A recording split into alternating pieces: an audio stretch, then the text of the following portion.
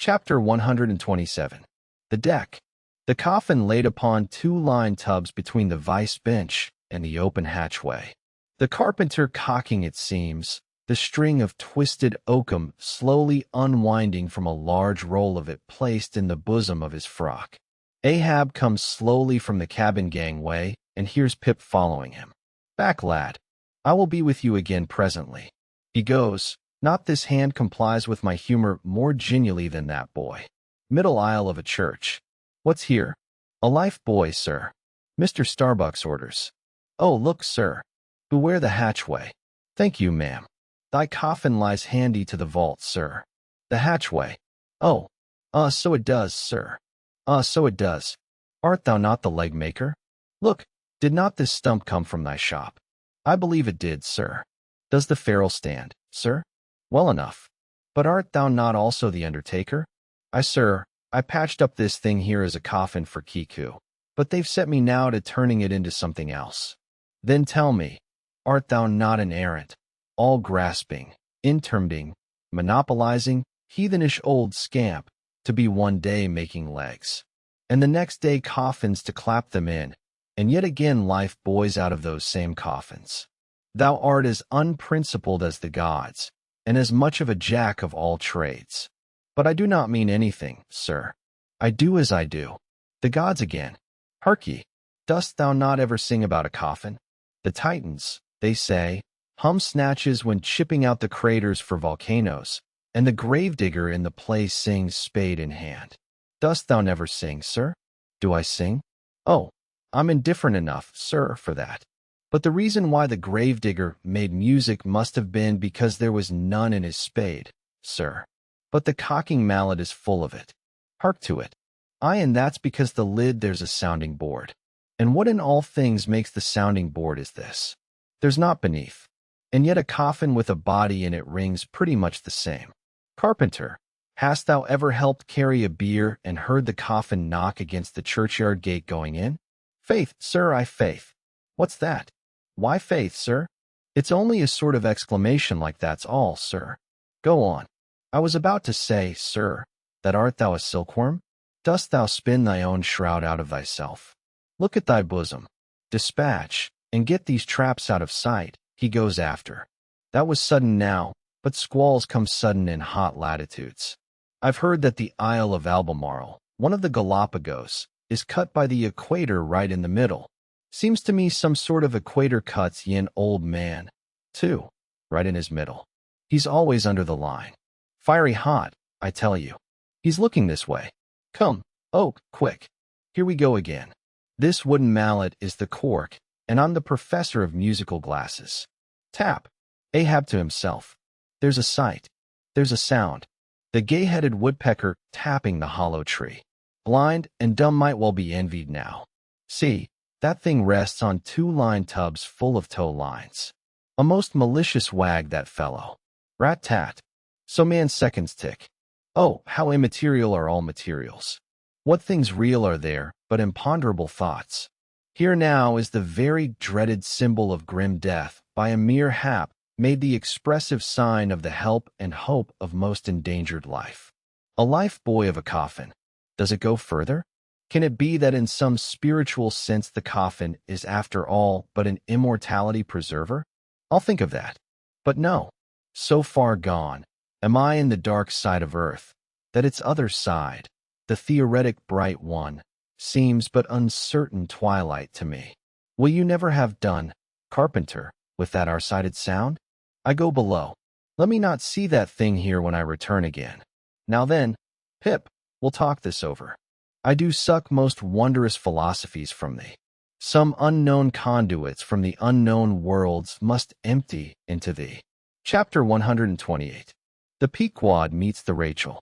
Next day a large ship, the Rachel, was described, bearing directly down upon the Peekquad, all her spars thickly clustering with men. At the time the Peekquad was making good speed through the water, but as the broad-winged windward stranger shot nigh to her, the boastful sails all fell together as blank bladders that are burst, and all life fled from the smitten hull. Bad news. She brings bad news, muttered the old man's man. But ere her commander, who with trumpet to mouth, stood up in his boat, ere he could hopefully hail, Ahab's voice was heard. Has seen the white whale? Yesterday have you seen a whaleboat adrift? Throttling his joy, Ahab negatively answered this unexpected question, and would have fain boarded the stranger when the stranger captain himself, having stopped his vessel's way, was seen descending her side. A few keen pulls in his boat hook soon clinched the Peekquad's main chains, and he sprang to the deck. Immediately he was recognized by Ahab for a Nantucketer he knew, but no formal salutation was exchanged. Where was he? Not kill edition, not killed, cried Ahab, closely advancing. How was it? It seemed that somewhere late in the afternoon of the day previous, while 3 of the strangers' boats were engaged with a shaw of whales, which had led them some 4 or 5 miles from the ship, and while they were yet in swift chase to windward, the white hump and head of Moby-Dick had suddenly loomed up out of the water, not very far to lure. Whereupon the 4th rigged boat, a reserved one, had been instantly lowered in chase, after a keen sail before the wind.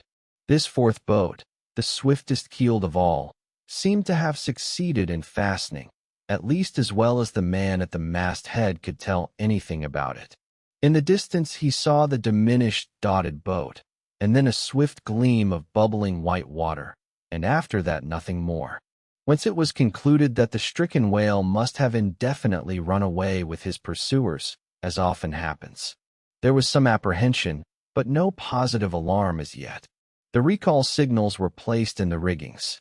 Darkness came on and forced to pick up her 3 far to windward boats, ere going in quest of the 4th one in the precisely opposite direction.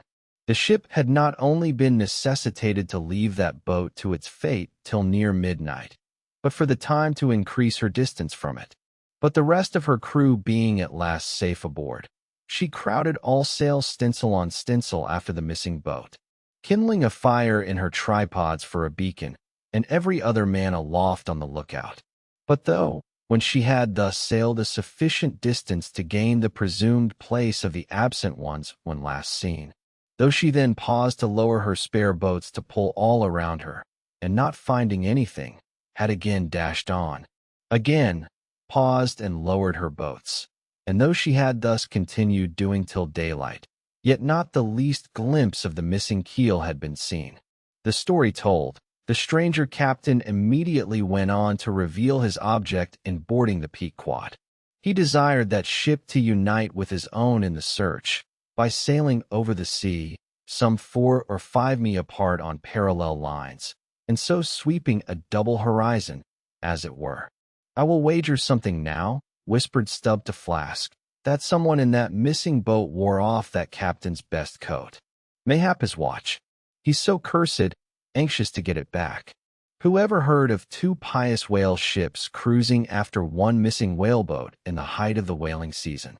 See, Flask, only see how pale he looks, pale in the very buttons of his eyes. Look, it wasn't the coat. It must have been my boy. My own boy is among them. For God's sake, I beg, I conjure. Here exclaimed the stranger captain to Ahab, who thus far had but icily received his petition. For 48 hours, let me charter your ship. I will gladly pay for it, and roundly pay for it, if there be no other way. For 48 hours only. Only that you move Saint O, you must, and you shall do this thing. His son, cried Stubb. Oh, it's his son. He's low saying I take back the coat and the watch. What says Ahab? We must save that boy. He's drowned with the rest of them last night, said the old man's sailor standing behind them. I heard all of you heard their spirits. Now, as it shortly turned out, what made this incident of the Rachels the more melancholy was the circumstance that not only was one of the captain's sons among the number of the missing boat's crew, but among the number of the other boat's crews, and at the same time, but on the other hand, separated from the ship during the dark vicissitudes of the chase. There had been still another son, and that for a time the wretched father was plunged to the bottom of the cruellest perplexity. which was only solved for him by his chief mates instinctively adopting the ordinary procedure of a whale ship in such emergencies. That is, when placed between jeopardized but divided boats, always to pick up the majority first saint, but the captain, for some unknown constitutional reason, had refrained from mentioning all this, and not till forced to it by Ahab's iciness. Did he allude to his one yet missing boy, a little lad, but 12 years old, whose father, with the earnest but unmisgiving hardihood of a Nantucker's paternal love, had thus early sought to initiate him in the perils and wonders of a vocation almost immemorially the destiny of all his race? Nor does it unfrequently occur that Nantucket captains will send a son of such tender age away from them for a protracted 3 or 4 years' voyage in some other ship than their own, so that their first knowledge of a whaleman's career shall be unenervated by any chance display of a father's natural but untimely partiality or undue apprehensiveness and concern. Meanwhile, now the stranger was still beseeching his poor boon of Ahab, and Ahab still stood like an anvil, receiving every shock, but without the least quivering of his own. "I will not go," said the stranger, "till you say aye to me. Do me as you would have me do to you in the like case, for you too have a boy, Captain Ahab, though but a child and nestling safely at home now. A child of your old age, too. Yes, yes, you relent. I see it. Run, run, men, now and stand by to square in the yards." "Avast!" cried Ahab. "Touch not a rope yarn." Then in a voice that prolongingly molded every word, "Captain Gardner, I will not do it. Even now I lose time. Goodbye, goodbye. God bless you, man. And may I forgive myself, but I must go. Mr. Starbucks, look at the binnacle watch, and in 3 minutes from this present instant, warn off all strangers. Then brace forward again, and let the ship sail as before." Hurriedly turning with averted face, he descended into his cabin, leaving the strange captain transfixed at this unconditional and utter rejection of his so earnest suit. But starting from his enchantment, Gardner silently hurried to the side, more fell than stepped into his boat, and returned to his ship. Soon the two ships diverged their wakes, and long as the strange vessel was in view, she was seen to yaw hither and thither at every dark spot, however small, on the sea. This way and that, her yards were swung round, starboard and larboard she continued to tack. Now she beat against a head sea, and again it pushed her before it, while all the while her masts and yards were thickly clustered with men as 3 tall cherry trees when the boys are cherrying among the bows. But by her still halting course and winding woeful way, you plainly saw that this ship that so wept with spray still remained without comfort. She was Rachel weeping for her children because they were not. Chapter 129. The cabin. Ahab moving to go on deck. Pip catches him by the hand to follow. "Lad, lad, I tell thee, thou must not follow Ahab now. The hour is coming when Ahab would not scare thee from him, yet would not have thee by him. There is that in thee, poor lad, which I feel too curing to my malady. Like cures like, and for this hunt my malady becomes my most desired health. Do thou abide below here, where they shall serve thee as if thou w the captain. Aye, lad, thou shalt sit here in my own screwed chair. Another screw to it thou must be. No, no, no. Ye have not a whole body, sir. Do you but use poor me for your one lost leg? Only tread upon me, sir. I ask no more, so I remain a part of ye. Oh, spite of million villains, this makes me a bigot in the fadeless fidelity of man, and a black and crazy. But methinks like cures like applies to him, too. He grows so sane again. They tell me, sir, that Stubb did once desert poor little Pip, whose drowned bones now show white for all the blackness of his living skin. But I will never desert ye, sir, as Stubb did him. Sir, I must go with ye, if thou speakest thus to me much more. Ahab's purpose keels up in him. I tell thee no, it cannot be.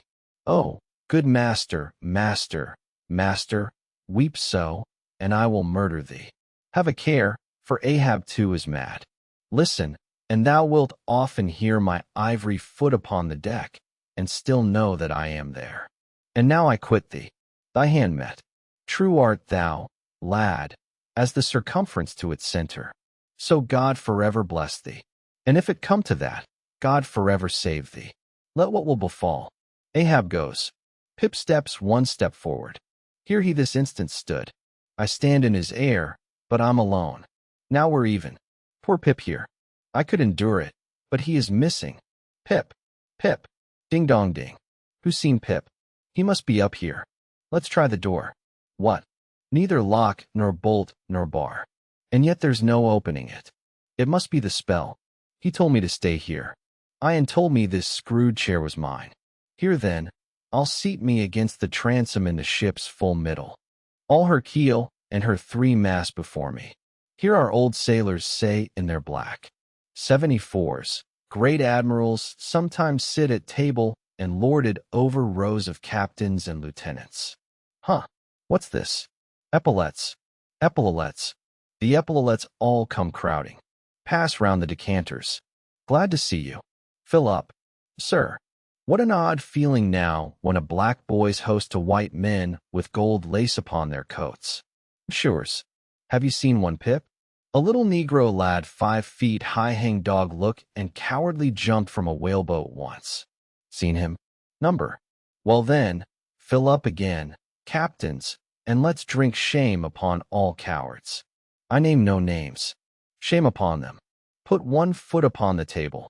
Shame upon all cowards, hissed above there. I hear ivory. Oh, master, master, I am indeed downhearted when you walk over me. But here I'll stay, though this stern strikes rocks, and they bulge through and oysters come to join me. Chapter 130. The Hat. And now that at the proper time and place, after so long and wide a preliminary cruise, Ahab, all other wailing waters swept, seemed to have chased his foe into an ocean fold to slay him the more securely there. Now that he found himself hard by the very latitude and longitude where his tormenting wound had been inflicted, now that a vessel had been spoken, which on the very day preceding had actually encountered Moby-Dick, and now that all his successive meetings with various ships contrastingly concurred to show the demonic indifference with which the white whale tore his hunters, whether sinning or sinned against, now it was that there lurked to something in the old man's eyes, which it was hardly sufferable for feeble souls to see, as the unsetting polar star, which through the live Arctic 6 months' night sustains its piercing, steady central gaze. So Ahab's purpose now fixedly gleamed down upon the constant midnight of the gloomy crew. It doineered above them so that all their boings, doubts, misgivings, fears were fain to hide beneath their souls, and not sprout forth a single spear or leaf. In this foreshadowing interval, too, all humor forced or natural, Vanish Edition Stub no more strove to raise a smile. Starbucks no more strove to check one. Alike joy and sorrow, hope and fear, seemed ground to finest dust, and powdered for the time in the clamped mortar of Ahab's iron soul. Like machines, they dumbly moved about the deck, ever conscious that the old man's desperate eye was on them.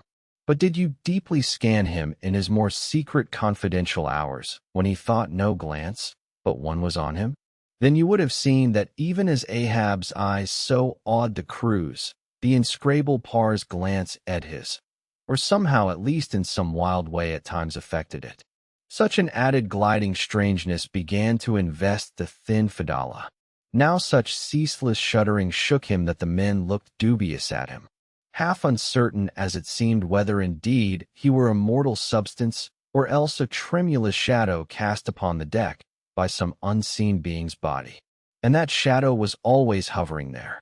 For not by night, even had Fedallah ever certainly been known to slumber or go below. He would stand still for hours, but never sat or lean addition his wan but wondrous eyes did plainly say. We 2 watchmen never are established, nor at any time by night or day could the mariners now step upon the deck, unless Ahab was before them, either standing in his pivot hole or exactly pacing the planks between two undeviating limits, the main mast and the mizzen, or else they saw him standing in the cabin scuttle, his living foot advanced upon the deck as if to step, his hat slouched heavily over his eyes, so that however motionless he stood, however the days and nights were added on, that he had not swung in his hammock, yet hidden beneath that slouching hat, they could never tell unerringly whether, for all this, his eyes were really closed at times, or whether he was still intently scanning them. No matter, though he stood so in the scuttle for a whole hour on the stretch, and the unheated night damp gathered in beads of dew upon that stone-carved coat and hat. The clothes that night had what the next day's sunshine dried upon him. And so day after day, and night after night, he went no more beneath the planks. Whatever he wanted from the cabin, that thing he sent for. He ate in the same open air, that is, his two only meals, breakfast and dinner. Supper he never touched, nor reaped his beard, which darkly grew all gnarled, as unearthed roots of trees blown over, which still grow idly on at naked base, though perished in the upper verdure. But though his whole life was now become one watch on deck, and though the Parsee's mystic watch was without intermission as his own, yet these two never seemed to speak, one man to the other, unless at long intervals some passing, unmoment matter made it necessary. Though such a potent spell seemed secretly to join the twain, openly, and to the Uruk crew they seemed pole like asunder. If by day they chanced to speak one word, by night dumb men were both so far as concerned the slightest verbal interchange. At times for longest hours, without a single hail, they stood far parted in the starlight. Ahab in his scuttle, the Parsee by the main mast, but still fixedly gazing upon each other, as if in the Parse Ahab saw his forthrown shadow, in Ahab the Parsee his abandoned substance. And yet somehow did Ahab, in his own proper self, as daily, hourly, and every instant commandingly revealed to his subordinates. Ahab seemed an independent lord, the Parsee but his Esalavenue still again both seemed yoked together, and an unseen tyrant driving them, the lean shade siding the solid rib. For be this Parsee what he may, all rib and keel was solid Ahab. At the first faintest glimmering of the dawn, his iron voice was heard from aft, man the mast heads. And all through the day till after sunset, and after twilight the same voice every hour at the striking of the helmsman's bell was heard. What do you see? Sharp, sharp. But when 3 or 4 days had slided by after meeting the children seeking Rachel, and no spout had yet been seen, the monomanic old man seemed distrustful of his crew's fidelity, at least of nearly all except the pagan harpooners. He seemed to doubt even whether Stubb and Flask might not willingly overlook the sight he sought. But if these suspicions were really his, he sagaciously refrained from verbally expressing them, however his actions might seem to hint them. I will have first sight of the whale myself, he said. I, Ahab, must have the D-Lun.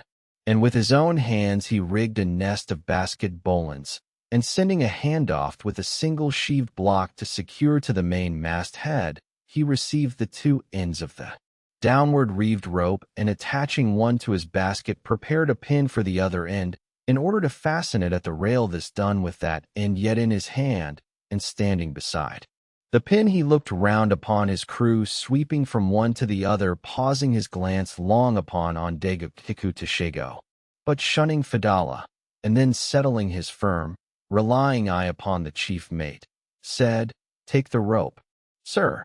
I give it into thy hands, Starbucks. Then, arranging his person in the basket, he gave the word for them to hoist him to his perch, Starbucks being the one who secured the rope at last, and afterward stood near it. And thus, with one hand clinging round the royal mast, Ahab gazed abroad upon the sea for miles and miles. Ahead, astern, this side and that, within the wide expanded circle commanded at so great a height. When, in working with his hands at some lofty, almost isolated place in the rigging, which chances to afford no foothold, The sailor at sea is hoisted up to that spot and sustained there by the rope. Under these circumstances, its fastened end on deck is always given in strict charge to some one man who has the special watch of it.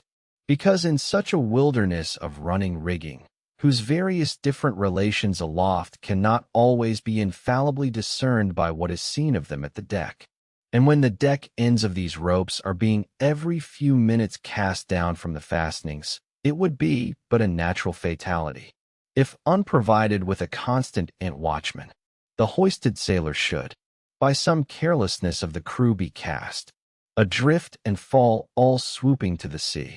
So Ahab's proceedings in this matter were not unusual.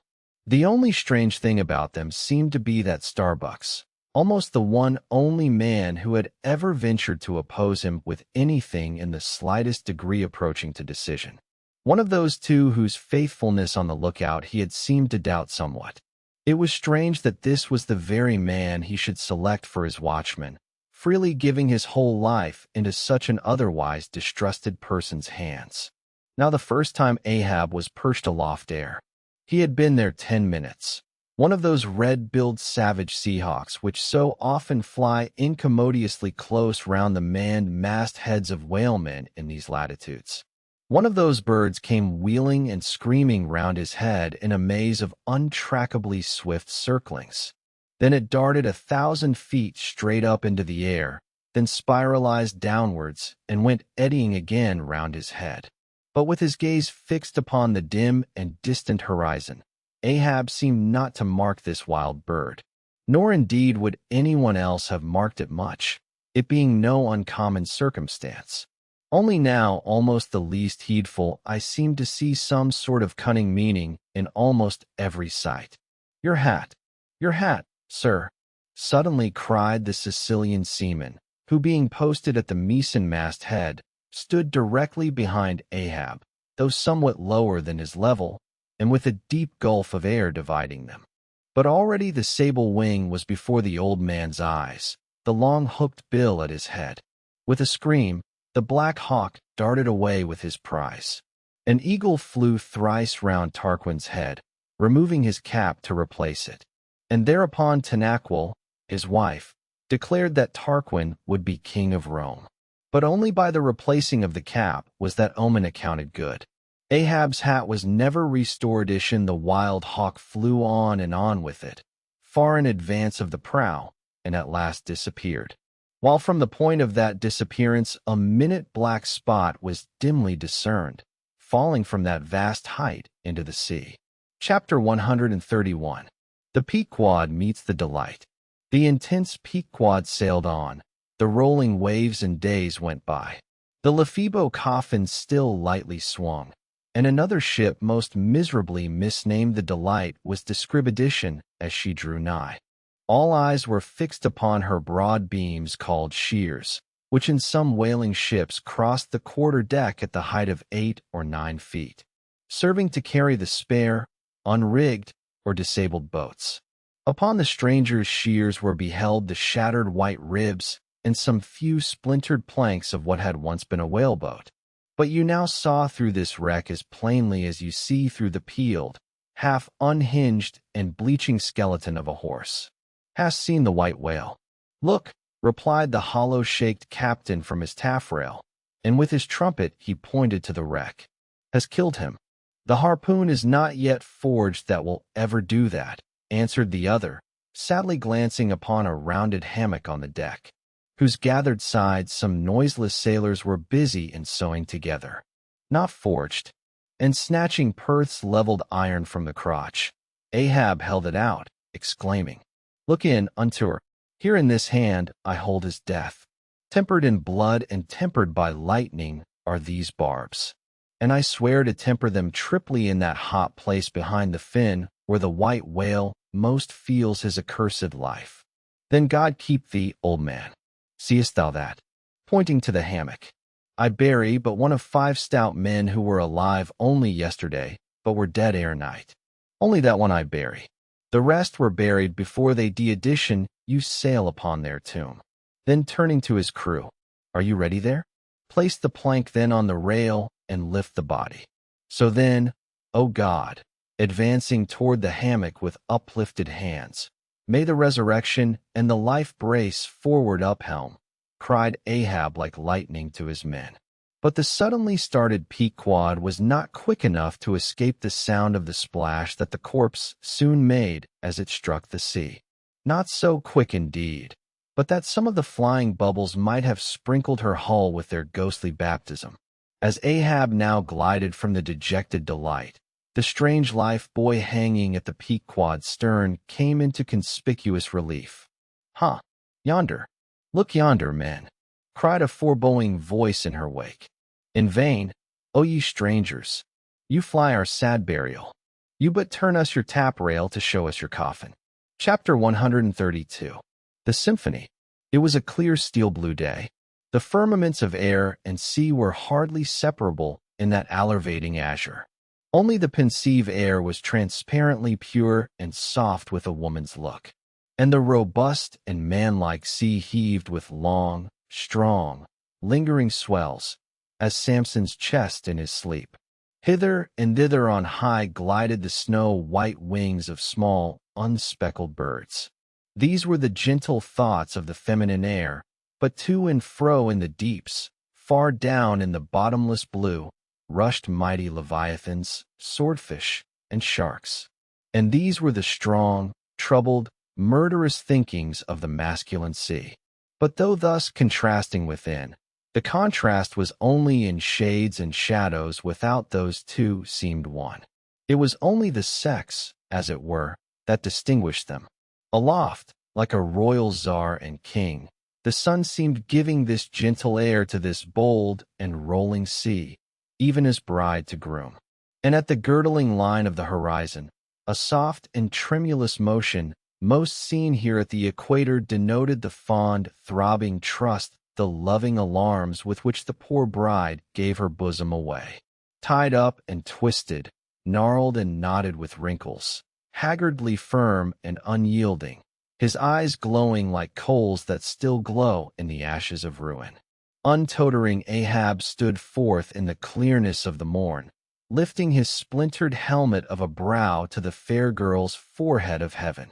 O immortal infancy and innocency of the azure, invisible winged creatures that frolic all around us, sweet childhood of air and sky! How oblivious were ye of old Ahab's close-coiled woe! But so have I seen little Miriam and Martha, laughing-eyed elves, heedlessly gambol around their old sire, sporting with the circle of singed locks which grew on the marge of that burnt-out crater of his brain. Slowly crossing the deck from the scuttle, Ahab leaned over the side and watched how his shadow in the water sank and sank to his gaze, the more and the more that he strove to pierce the profundity. But the lovely aromas in that enchanted air did at last seem to dispel for a moment the cankerous thing in his soul. That glad happy air, that winsome sky, did at last stroke and caress him. The stepmother world so long cruel, forbidding, now threw affectionate arms round his stubborn neck, and did seem to joyously sob over him, as if over one, that, however wilful and erring, she could yet find it in her heart to save and to bless. From beneath his slouched hat, Ahab dropped a tear into the sea. Nor did all the Pacific contain such wealth as that one we drop. Starbuck saw the old man, saw him, how he heavily leaned over the side, and he seemed to hear in his own true heart the measureless sobbing that stole out of the center of the serenity around. Careful not to touch him or be noticed by him, he yet drew near to him and stood there. Ahab turned edition. "Starbucks, sir. Oh, Starbucks. It is a mild wind and a mild-looking sky. On such a day, very much such a sweetness as this, I struck my first whale, a boy harpooner of 18. 40 years ago. 40 years of continual whaling. 40 years of privation and peril in storm time. 40 years on the pitiless sea. For 40 years has Ahab forsaken the peaceful land. For 40 years to make war on the horrors of the deep. And yes, Starbucks, out of those 40 years, I have not spent 3 or, when I think of this life I have led, the desolation of solitude, It has been the massoned walled town of a captain's exclusiveness, which admits but small entrance to any sympathy from the green country without a weariness, heaviness, Guinea Coast slavery of solitary command. When I think of all this only half suspected, not so keenly known to me before, and how for 40 years I have fed upon dry salted fare, fit emblem of the dry nourishment of my soul, when the poorest landsman has had fresh fruit to his daily hand, and broken the world's fresh bread to my moldy crew saints. Away whole oceans away from that young girl wife, I wedded past 50 and sailed for Cape Horn the next day, leaving but one dent in my marriage pillow wife, rather a widow with her husband alive. I widowed that poor girl when I married her Starbucks, and then the madness, the frenzy, the boiling blood, and the smoking brow with which for 1,000 lowering old Ahab has furiously foamingly chased his prey. More a demon than a man. I would a 40 years fool. Fool. Old fool has old Ahab been. Why this strife of the chase? Why weary and Polly the arm at the oar and the iron and the lance? How the richer or better is Ahab now? Behold, O Starbucks, is it not hard that with this weary load I bear, one poor leg should have been snatched from under me? Here, brush this old hair aside. It blinds me that I seem to weep. Locks so gray did never grow, but from out some ashes. But do I look very old, so very old? Starbucks, I feel deadly faint, bowed and humped as though I were Adam staggering beneath the piled centuries since paradise. God, God, God, crack my heart, stave my brain. Mockery, mockery, bitter, biting mockery of gray hairs. Have I lived enough joy to wear ye, and seem and feel thus intolerably old? Close, stand close to me, Starbucks. Let me look into a human eye. It is better than to gaze into sea or sky, better than to gaze upon God. By the green land, by the bright hearthstone, this is the magic glass man. I see my wife and my child in thine eye. Number stay on board. On board. Lower. Not when I do, when branded Ahab gives chase to Moby-Dick. That hazard shall not be thine. No, no, not with a faraway home. I see in that eye. Oh, my captain, noble soul, grand old heart after all. Why should anyone give chase to that hated fish? Away with me. Let us fly these deadly waters. Let us home. Wife and child too are Starbucks. Wife and child of his brotherly, sisterly playfellow youth. Even as thine, sir, are the wife and child of thy loving, longing, paternal old age. Away. Let us away. This instant let me alter the course. How cheerily, how hilariously, O my captain, would we bowl our way to see old Nantucket again. I think, sir, they have some such mild blue days even as this in Nantucket. They H Avenue, I have seen them. Some summer days in the morning about this time. Yes, it is his noon nap now. The boy vivaciously wakes, sits up in bed, and his mother tells him of me, of cannibal old me, how I am abroad upon the deep, but will yet come back to dance him again. It is my Mary herself. She promised that my boy every morning should be carried to the hill to catch the first glimpse of his father's sail. Yes, yes, no more. It is done. We head for Nantucket. Come, my captain, study out the course and let us away. See the boy's face from the window, the boy's hand on the hill. But Ahab's glance was a vertidition like a blighted fruit tree. He shook and cast his last cindered apple to the soil. What is it? What nameless, inscrutable, unearthly thing is it? What cuising hidden lord and master and cruel remorseless emperor commands me that against all natural lovings and longings I so keep pushing and crowding and jamming myself on? All the time recklessly making me ready to do what in my own proper natural heart I durst not so much as dare. Is Ahab? Is it I, God, or who that lifts this arm? But if the great sun move not of himself, but is as an errand boy in the heaven, nor one single star can revolve, but by some invisible power, then how can this one small heart beat, This one small brain think thoughts, unless God does that beating, does that thinking, does that living, and not I. By heaven, man, we are turned round and round in this world like yonder windlass, and fate is the hand spike, and all the time lo that smiling sky in this unsound sea. Look Alber who put it into him to chase and fong that flying fish. Where do murderers go, man? Who's to doom when the judge himself is dragged to the bar? But it is a mild wind and a milder-looking sky, and the air smells now as if it blew from a faraway meadow. They have been making hay somewhere under the slopes of the Andes Starbucks, and the mowers are sleeping among the new-mown hay. Sleeping. I toil we how we may. We all sleep at last on the field. Sleep I and rust amid greenness as last year's sides thus flung down and left in the half-cut swath Starbucks, but blanched to a corpse's hue with despair the mate had stolen away. Crossed the deck to gaze over on the other side, but started at two reflected fixed eyes in the water. Their Fidala was motionlessly leaning over the same rail. Chapter 133. The Chase. First day. That night in the mid-watch, when the old man, as his wont at intervals, stepped forth from the scuttle in which he leaned, and went to his pivot hole, he suddenly thrust his face out fiercely, snuffing up the sea air, as a sagacious ship's dog will. In drawing nigh to some barbarous isle, he declared that a whale must be near. Soon that peculiar odor, sometimes to a great distance given forth by the living sperm whale, was palpable to all the watch.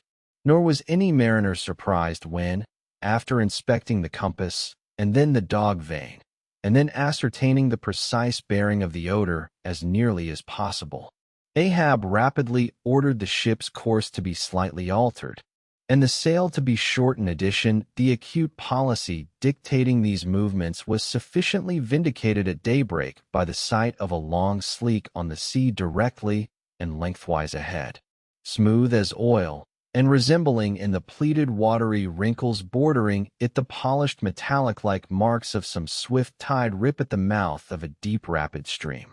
Man the mastheads, call all hands. Thundering with the butts of 3 clubbed hand spikes on the folk's deck. Dagu roused the sleepers with such judgment claps that they seemed to exhale from the scuttle, so instantaneously did they appear with their clothes in their hands. What do you see? Cried Ahab, flattening his face to the sky. Nothing, sir, was the sound hailing down in reply. To gallant sails, stew'n'ills, alow and aloft, and on both sides.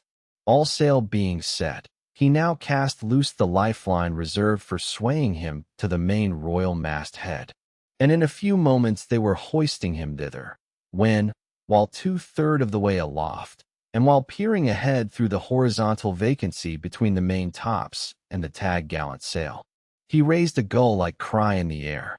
There she blows. There she blows. A hump like a snow hill. It is Moby-Dick. Fired by the cry which seemed simultaneously taken up by the 3 lookouts, the men on deck rushed to the rigging to behold the famous whale they had so long been pursuing.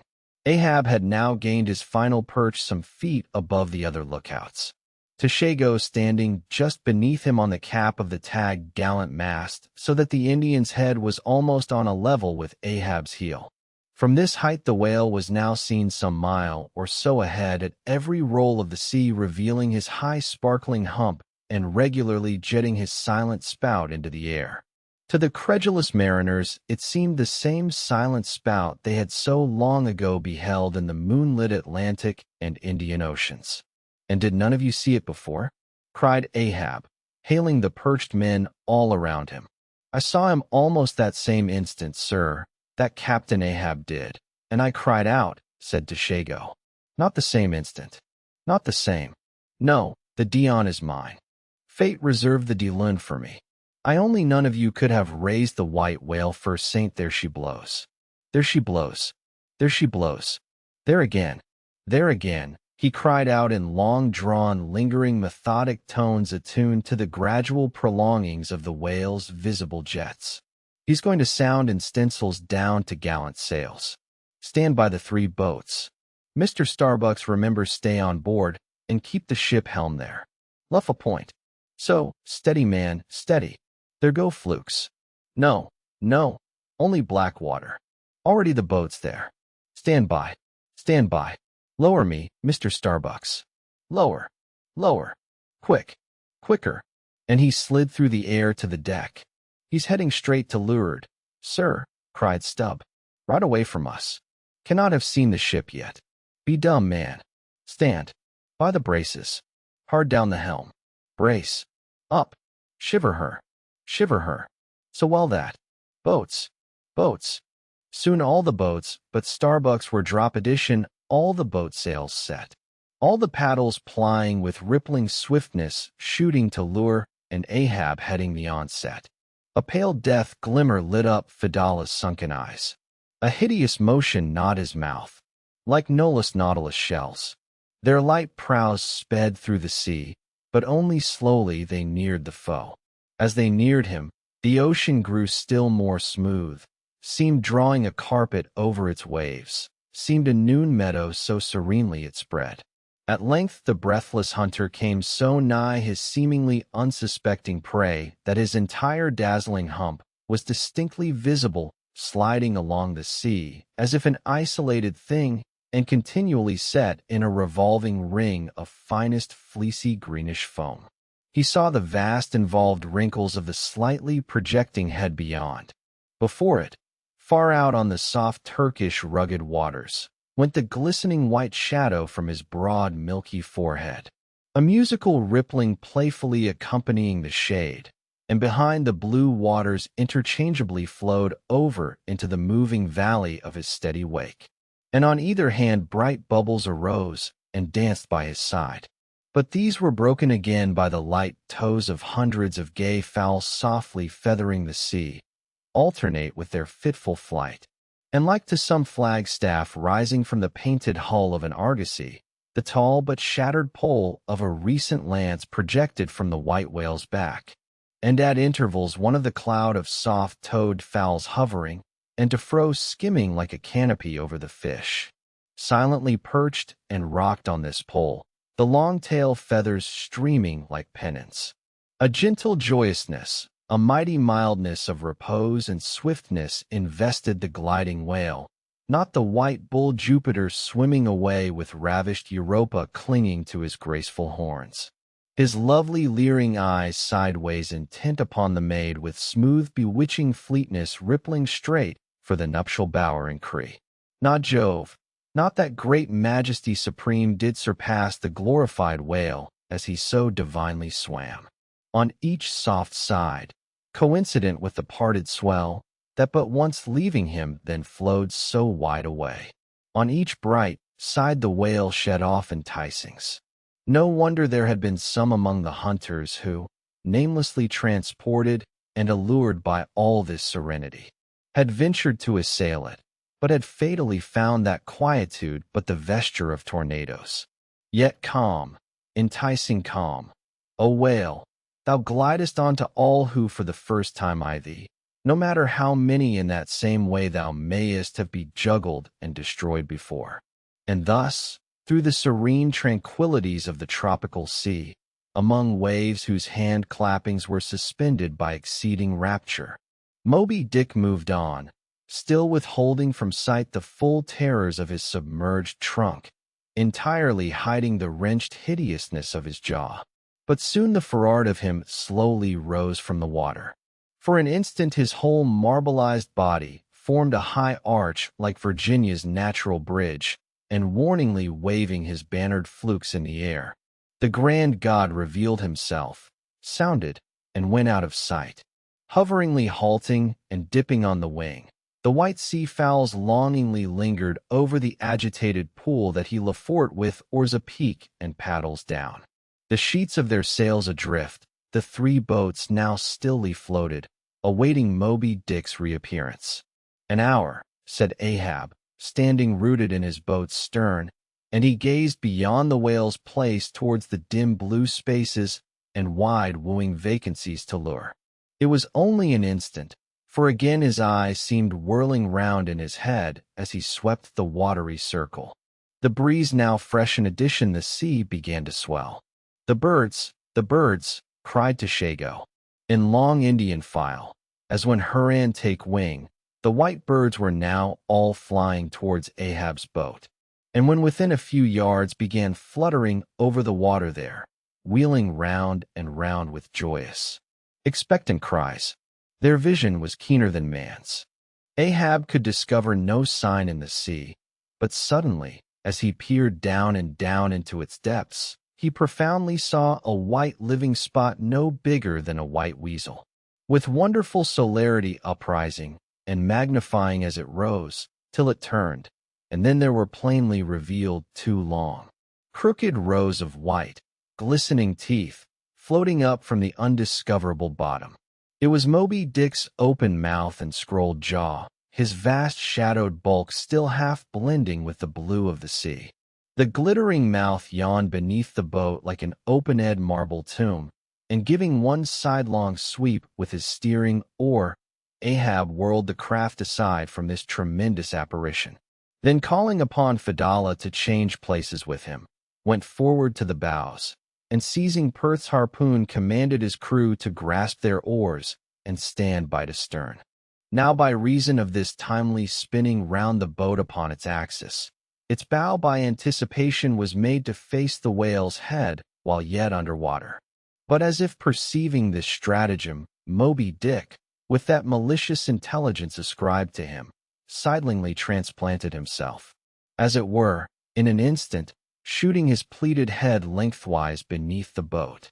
Through and through every plank and each rib, it thrilled for an instant, the whale, obliquely lying on his back, in the manner of a biting shark, slowly and feelingly taking its bows full within his mouth, so that the long, narrow, scrolled lower jaw curled high up into the open air, and one of the teeth caught in a rowlock. The bluish pearl white of the inside of the jaw was within 6 inches of Ahab's head and reached higher than that. In this attitude, the white whale now shook the slight cedar as a mildly cruel cat her mouse. With unstanished eyes, Fedallah gazed and crossed his arms, but the tiger-yellow crew were tumbling over each other's heads to gain the uttermost stern. And now, while both elastic gunwales were springing in and out, while the whale dallied with the doomed craft in this devilish way, and from his body being submerged beneath the boat, he could not be darted at from the bows, for the bows were almost inside of him, as it were, and while the other boats involuntarily paused, as before a quick crisis impossible to withstand. Then it was that monomaniac Ahab, furious with this tantalizing vicinity of his foe, which placed him all alive and helpless in the very jaws he had addition. Frenzied with all this, he seized the long bone with his naked hands, and wildly strove to wrench it from its grip. As now he thus vainly strove, the jaw slipped from him. The frail gunwales bent in, collapsed, and snapped as both jaws, like an enormous shears, sliding further aft, bit the craft completely in twain, and locked themselves fast again in the sea, midway between the two floating wrecks. These floated aside, the broken ends drooping, the crew at the stern wreck clinging to the gunwales, and striving to hold fast to the oars to lash them across. At that preluding moment, ere the boat was yet Snapadition Ahab, the first to perceive the whale's intent by the crafty upraising of his head, a movement that loosed his hold for the time. At that moment his hand made one final effort to push the boat out of the bight, but only slipping further into the whale's mouth, and tilting over sideways as it Slipadition the boat had shaken off his hold on the jaw, spilled him out of it as he leaned to the push. And so he fell flat-faced upon the sea. Ripplingly withdrawing from his prey, Moby-Dick now lay at a little distance, vertically thrusting his oblong white head up and down in the billows, and at the same time slowly revolving his whole spindled body, so that when his vast wrinkled forehead rose some 20 or more feet out of the water, the now rising swells, with all their confluent waves, dazzlingly broke against it, vindicatively tossing their shivered spray still higher in the air. So in a gale the but half baffled channel billows only recoil from the base of the eddy stone triumphantly to overleap its summit with their scud. Footnote: this motion is peculiar to the sperm whale. It receives its designation pitch poling from its being likened to that preliminary up and down poise of the whale lance in the exercise called pitch poling previously described by this motion. The whale must best and most comprehensively view whatever objects may be encircling him. End of footnote. But soon resuming his horizontal attitude, Moby-Dick swam swiftly round and round the wrecked crew, sideways, churning the water in his vengeful wake, as if lashing himself up to still another and more deadly assault. The sight of the splintered boat seemed to madden him, as the blood of grapes and mulberries cast before Antiochus's elephants in the Book of Maccabees. Meanwhile, Ahab, half smothered in the foam of the whale's insolent tail, and too much of a to swim, though he could still keep afloat even in the heart of such a whirlpool as that. Helpless Ahab's head was seen like a tossed bubble which the least chance shock might burst from the boat's fragmentary stern. Fedallah incuriously and mildly eyed him. The clinging crew at the other drifting end could not succor him. More than enough was it for them to look to themselves, for so revolvingly appalling was the white whale's aspect, and so planetarily swift the ever-contracting circles he made, that he seemed horizontally swooping upon them. And though the other boats, unharmed, still hovered hard by, still they dared not pull into the eddy to strike, lest that should be the signal for the instant destruction of the jeopardized castaways, Ahab and all. Nor in that case could they themselves hope to escape.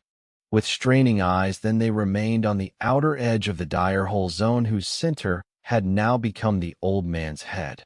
Meantime, from the beginning all this had been described from the ship's mastheads, and squaring her yards, she had worn down upon the scene, and was now so nigh that Ahab in the water hailed her. Sail on the butt. That moment a breaking sea dashed on him from Moby-Dick and whelmed him for the time. But struggling out of it again, and chancing to rise on the towering crest, he shouted, "Sail on the whale. Drive him off." The Peekquad's prows were pointed, and breaking up the charmed circle, she effectually parted the white whale from his victim. As he sullenly swam off, the boats flew to the rescue. Dragged into Stubbs' boat with bloodshot, blinded eyes, the white brine caking in his wrinkles, the long tension of Ahab's bodily strength did crack, and helplessly he yielded to his body's doom. For a time, lying all crushed in the bottom of Stubbs' boat, like one trodden underfoot of herds of elephants. Far inland, nameless wails came from him, as desolate sounds from out ravines. But this intensity of his physical prostration did but so much the more abbreviate it. In an instant compass great hearts sometimes condensed to one deep pang, the sum total of those shallow pains kindly diffuse through feebler men's whole lives. And so such hearts, though summary in each one's suffering, still if the gods decree it, in their lifetime aggregate a whole age of woe, wholly made up of instantaneous intensities, for even in their pointless centers, those noble natures contain the entire circumferences of inferior souls. "The harpoon," said Ahab, halfway rising and draggingly leaning on one bended arum. "Is it safe?" "Aye, sir, for it was not dart addition. This is it," said Stubb, showing it. "Lay it before me. Any missing men?" "For 5. There were 5 oars, sir. And here are 5 men. That's good. Help me, man. I wish to stand. So I see him there. There. Going to lure still. What a leaping spout. Hands off from me." The eternal sap runs up in Ahab's bones again. Set the sail out's the helm. It is often the case that when a boat is stove, its crew being picked up by another boat help to work that second boat, and the chase is thus continued with what is called double-banked oars. It was thus now, but the added power of the boat did not equal the added power of the whale, for he seemed to have treble benanked his every fin, swimming with a velocity which plainly showed that if now under these circumstances pushed on, the chase would prove an indefinitely prolonged, if not a hopeless one. Nor could any crew endure for so long a period such an unintermitted, intense straining at the oar, a thing barely tolerable only in some one brief vicissitude. The ship itself, then, as it sometimes happens, offered the most promising intermediate means of overtaking the chase. Accordingly, the boats now made for her, and were soon swayed up to their cranes, the two parts of the wrecked boat having been previously secured by her, and then hoisting everything to her side, and stacking her canvas high up, and sideways outstretching it with stunned soles like the double-jointed wings of an albatross. The Peekquad bore down in the lurid wake of Moby-Dick. At the well-known methodic intervals, the whale's glittering spout was regularly announced from the manned mastheads, and when he would be reported as just gone down, Ahab would take the time, and then pacing the deck, binnacle watch in hand. So soon as the last second of the allotted hour expired, his voice was heard. "Who's as the D-Lun now? Do you see him?" And if the reply was, "No, sir," straightway he commanded them to lift him to his perch. In this way the day wore on, Ahab now aloft and motionless, anon unrestingly pacing the planks. As he was thus walking, uttering no sound except to hail the men aloft, or to bid them hoist a sail still higher, or to spread one to a still greater breadth, thus to and fro pacing beneath his slouched hat. At every turn he passed his own wrecked boat, which had been dropped upon the quarter-deck, and lay there reversed, broken bow to shattered stern.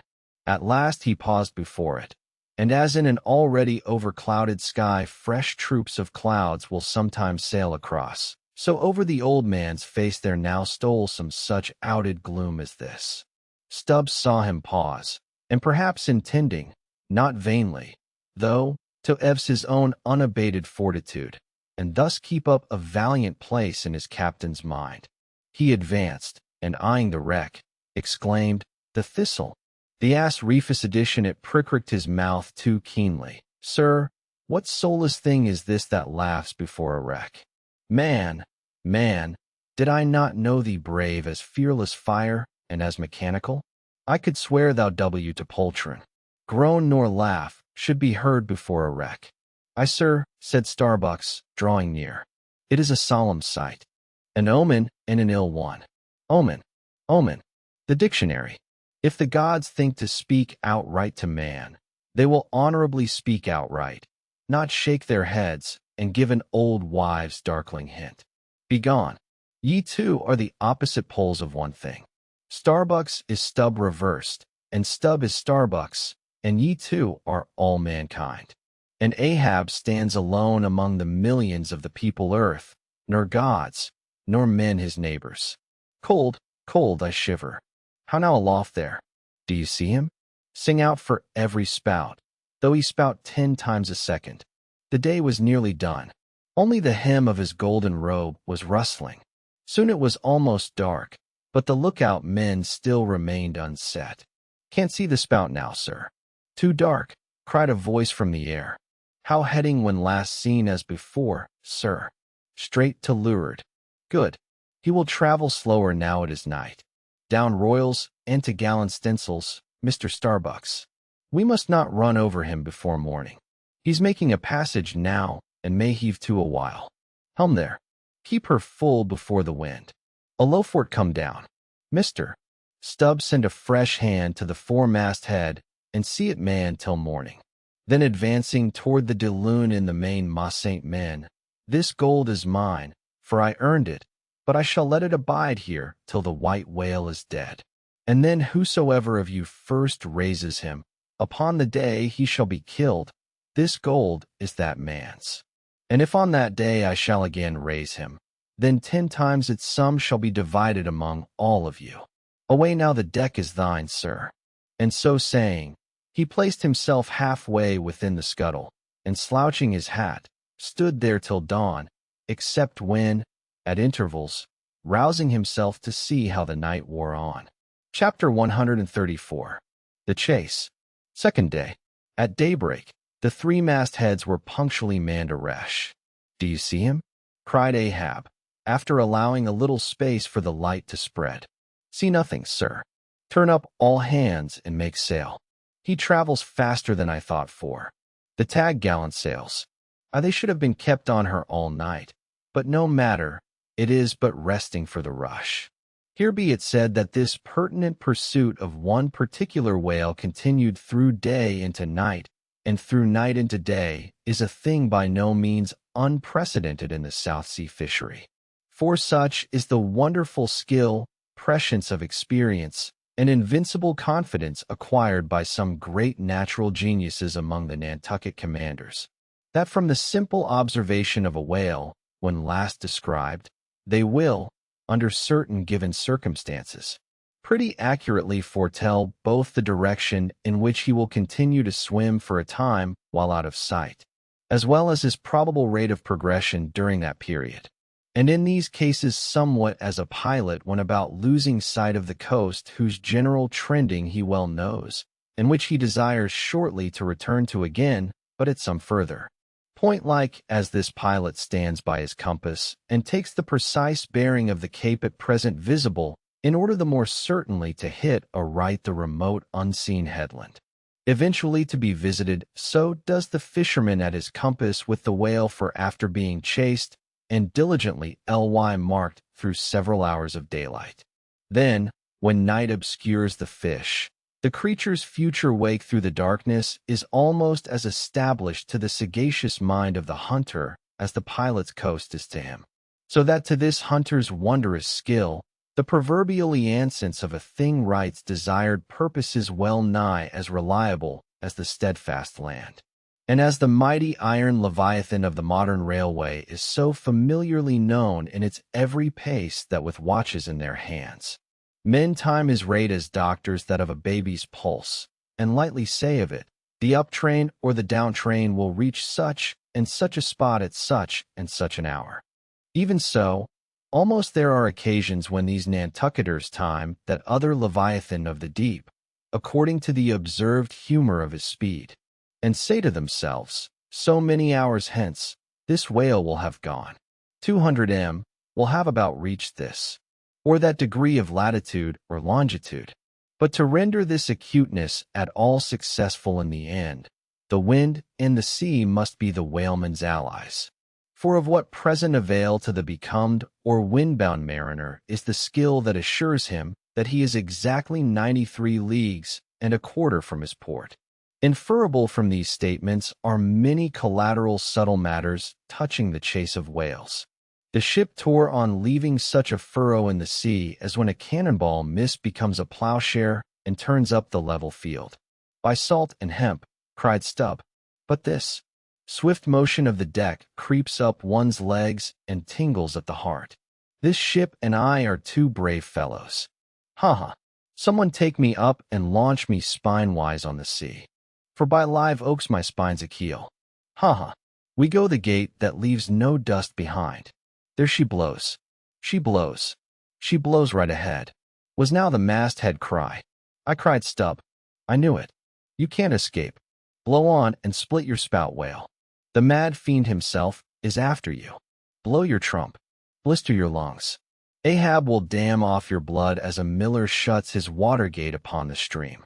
And Stubb did but speak out for well nigh all the crew. The frenzies of the chase had by this time worked them bubblingly up, like old wine worked anew. Whatever pale fears and forebodings some of them might have felt before, these were not only now kept out of sight through the growing awe of Ahab, but they were broken up and on all sides routed as timid prairie hares that scatter before the bounding bison. The hand of fate had snatched all their souls, and by these stirring perils of the previous day, the rack of the past night's suspense, the fixed, unfearing, blind, reckless way in which their wild craft went plunging toward its flying mark. By all these things their hearts were bowled along, the wind that made great bellies of their sails, and rushed the vessel on by arms, invisible as irresistible. This seemed the symbol of that unseen agency which so enslaved them to the race. They were one man, not 30. For as the one ship that held them all, though it was put together of all contrasting things, oak and maple and pine wood, iron and pitch and hemp, Yet all these ran into each other into the one concrete hull, which shot on its way, both balanced and directed by the long central keel. Even so, all the individualities of the crew, this man's valor, that man's fear, guilt, and guiltiness, all varieties were welded into oneness, and were all directed to that fatal goal which Ahab, their one lord and keel, did point to. The rigging lividation, the mastheads, like the tops of tall palms, were outspreadingly tufted with arms and legs, clinging to a spar with one hand. Some reached forth the other with impatient wavings. Others, shading their eyes from the vivid sunlight, sat far out on the rocking yards. All the spars in full bearing of mortals, ready and ripe for their fate. Ah, how they still strove through that infinite bless to seek out the thing that might destroy them. "Why sing you not out for him if you see him?"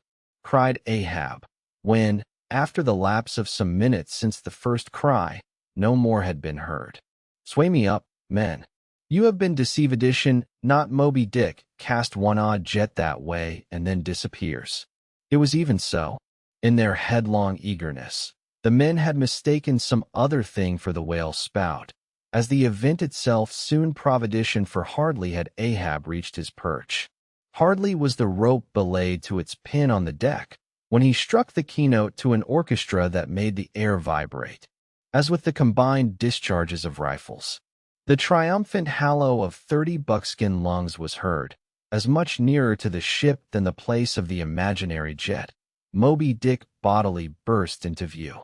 For not by any calm or indolent spoutings, not by the peaceable gush of that mystic fountain in his head, did the white whale now reveal his vicinity, but by the far more wondrous phenomenon of breaching, rising with his utmost velocity from the furthest depths. The sperm whale thus booms his entire bulk into the pure element of air, and piling up a mountain of dazzling foam, shows his place to the distance of 7 miles or more. In those moments, the torn, enraged waves he shakes off seem his man. In some cases, this breaching is his act of defiance. "There she breaches! There she breaches!" was the cry, as in his immeasurable bravadoes, the white whale tossed himself salmon-like to heaven, so suddenly seen in the blue plain of the sea, and relieved against the still bluer margin of the sky. The spray that he raised for the moment intolerably glittered and glared like a glacier, and stood there gradually fading and fading away from its first sparkling intensity to the dim mistiness of an advancing shower in a vale. "I breach your last to the sun, Moby-Dick," cried Ahab. "Thy hour and thy harpoon are at hand. Down, down, all of you, but one man at the fore. The boats stand by, unmindful of the tedious rope ladders of the shrouds. The men, like shooting stars, slid to the deck by the isolated backstays and halyards, while Ahab, less dartingly but still rapidly, was dropped from his perch. "Lower away," he cried so soon as he had reached his boat, a spare one rigged the afternoon previous. "Mr. Starbucks, the ship is thine. Keep away from the boats, but keep near them. Lower all," as if to strike a quick terror into them. By this time being the first assailant himself, Moby-Dick had turned and was now coming for the 3 crews. Ahab's boat was central, and cheering his men, he told them he would take the whale head and head, that is, pull straight up to his forehead, a not uncommon thing, for when within a certain limit such a course excludes the coming onset from the whale's sidelong vision.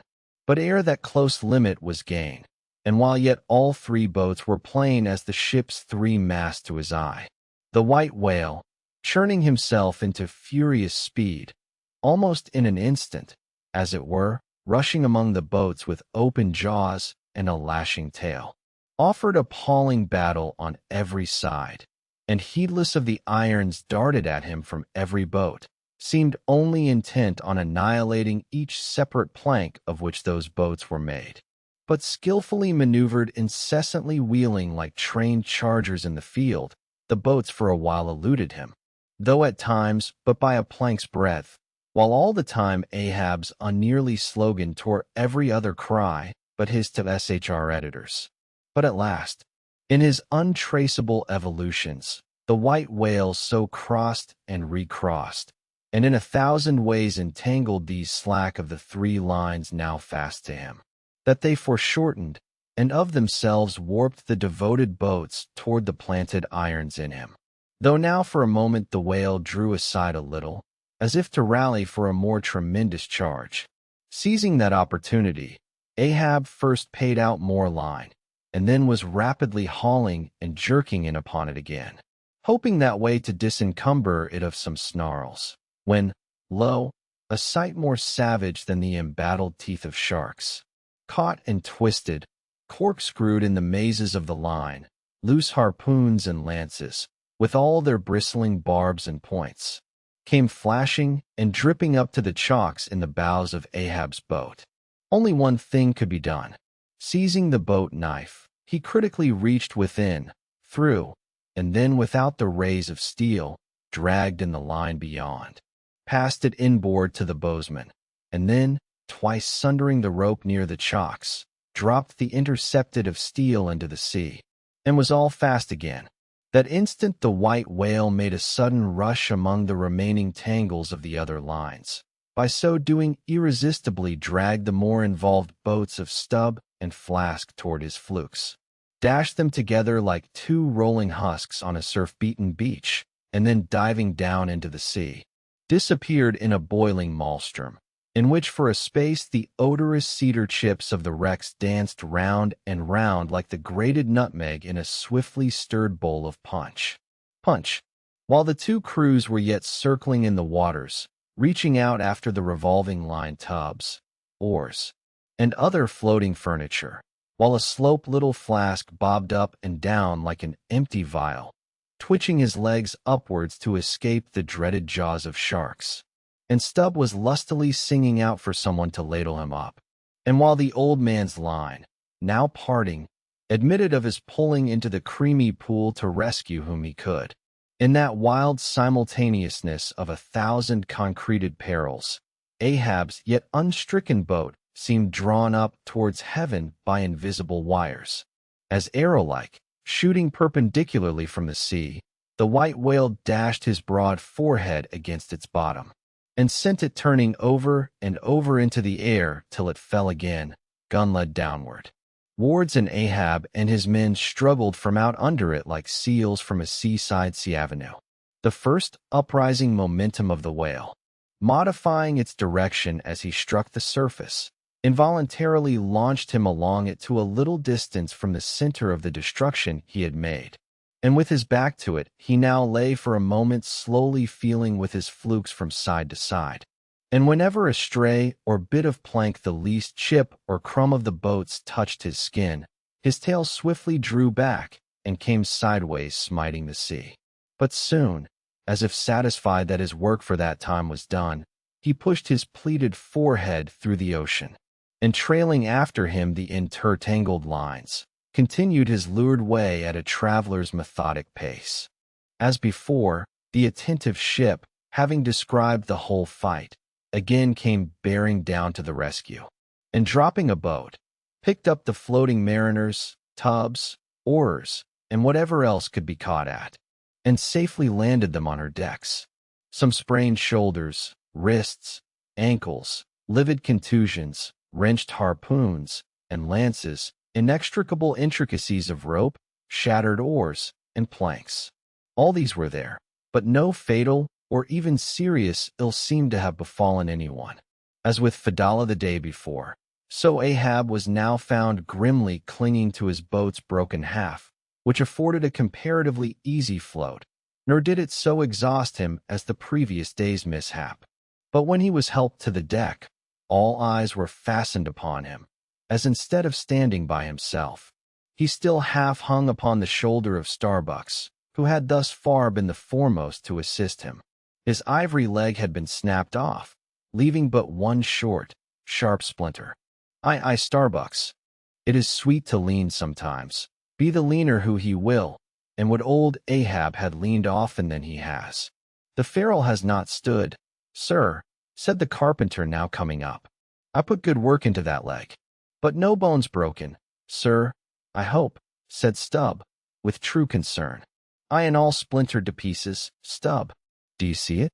But even with a broken bone, old Ahab is untouched edition, and I account no living bone of mine one jot more me than this dead one. That's low saint nor white whale, nor man nor fiend, can so much as graze old Ahab in his own proper and inaccessible being.